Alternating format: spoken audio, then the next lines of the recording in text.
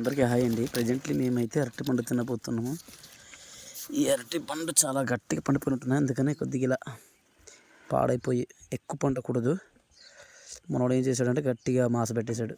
చాలా గట్టిగా పండిపోయేసరికి కొద్దిగా వేరే రకంగా మారిపోయినట్టున్నాయి. కొన్ని బాగానే ఉన్నాయి, కొన్ని తీసుకుందాము. ఇవి కూడా గట్టిగా పండిపోయినాయండి. దిగ్గా చాలా బాగుంటాయి. మా ఏజెన్సీలోనే అరటి చెట్లలోనే మాస్ పెట్టేస్తారు. ఇది చెట్టు అనుకో, ఇక్కడ మాస్ పెట్టారా? ఏది ఎలాగ ఒకసారి వదలగా. ఓ సూపర్, చాలా బాగున్నాయి. ఇలాగా చేయొచ్చు అనమాట.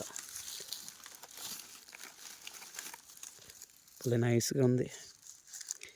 ఇలాగ మాస్ పెడతారా? ఫుల్ నేచురల్గా బాగానే ఉంటాయా? బాగుంటాయి కదా. సో ఈ రకంగా ఉన్నాయి. ఇవైతే కొద్దిగా గట్టిగా మాస పెట్టేశారు. అవి ఎక్కువ రోజులు అయిపోయిందా? అది ముందు కదా. ఇవైతే తర్వాతనా? చూడండి, అరటి చెట్ల మధ్య ఎంత చక్కగా మాస పెట్టాడు మనోడైతే. మొత్తం అరటి చెట్లే. ఇదిగో ఇది చూడండి. డైరీగా ఇక్కడ మీరు మాస పెడతారా?